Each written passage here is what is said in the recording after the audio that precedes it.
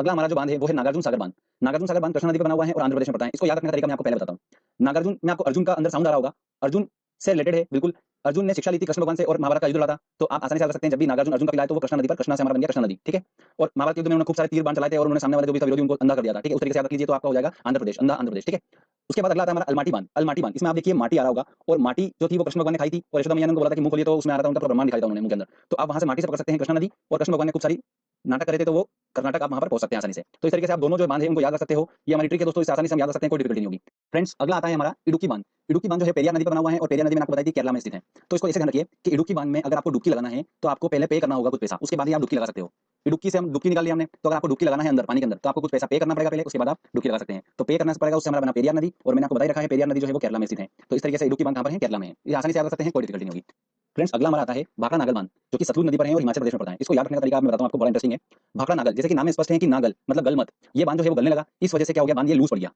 धीरे धीरे गलता गया तो वो ढीला पड़ गया, लूज पड़ने लगा एकदम से बांध।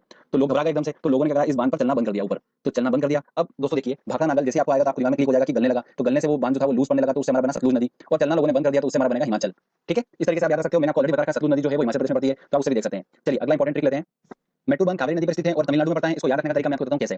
एक आदमी था, उसने टूर प्लान करा अपने कुछ दोस्तों से मिलने के लिए और वो कहाँ गया, तमिलनाडु गया। क्यों गया, क्योंकि इस तमिलनाडु में ही मिलना छुपा हुआ है, इसलिए वो तमिलनाडु गया। अब उसके दोस्त उसका वेट करने लगे। वेट करते हुए दोस्तों ने सोचा कि उससे बात कर लें, पर उसका फोन लग नहीं रहा था, तो उन्होंने क्या करा, लोकेशन उसकी ट्रेस करी। उसकी लोकेशन कंटिन्यूअसली वेरी कर रही थी क्योंकि वो ट्रेवल कर रहा था रास्ते में, इसलिए। तो फ्रेंड्स हमारा क्या बना, टूर से हमारा बन गया मिलने गया, से हमारा बन गया तमिलनाडु। तो मेट्टू बांध जो है वो तमिलनाडु में स्थित है और उसकी लोकेशन वेरी कर रही थी, से हमारा बना कावेरी नदी। तो आसानी से याद रख सकते हैं, कोई डिफिकल्टी नहीं होगी। अगला आता है दोस्तों हमारा अमरावती बांध जो कि अमरावती नदी पर स्थित है और कोयना बांध जो कि कोयना नदी पर स्थित है। ऐसे तो आपको इसकी कोई ट्रिक याद करने की जरूरत नहीं है ट्रिक से, क्योंकि ये डायरेक्टली नदी के नाम पर ही है। और बस ये ध्यान रख लीजिए कि तमिलनाडु में पड़ता है ये अमरावती बांध और कोयना बांध महाराष्ट्र में पड़ता है। चलिए अगला इंपॉर्टेंट हम ट्रिक लेते हैं। अगला बांध है दोस्तों हमारा मेथान बांध।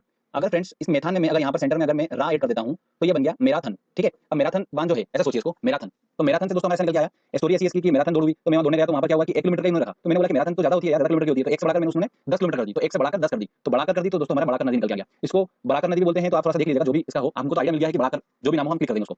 अब मैराथन दौड़ने के बाद 10 किलोमीटर दौड़ाया मैं, हालत मेरी खराब हो गई और पसीने से पूरा झड़ने लगा। तो झड़ने लगा से हमारा दोस्तों बन गया झारखंड, ठीक है। इस तरीके से आप उसको आसानी से याद कर सकते हैं, स्टोरी वाइज कोई डिफिकल्टी नहीं होगी आपको। अगला जो हमारा बांध है वो है रंजीत सागर बांध। रंजीत सागर बांध रावी नदी पर स्थित है और ये पंजाब में पड़ती है। इस बांध को थीन बांध के नाम से भी जाना जाता है। तो फ्रेंड्स ध्यान रखिएगा, बहुत ज्यादा इंपॉर्टेंट है, रंजीत सागर बांध को थीन बांध के नाम से जाना जाता है।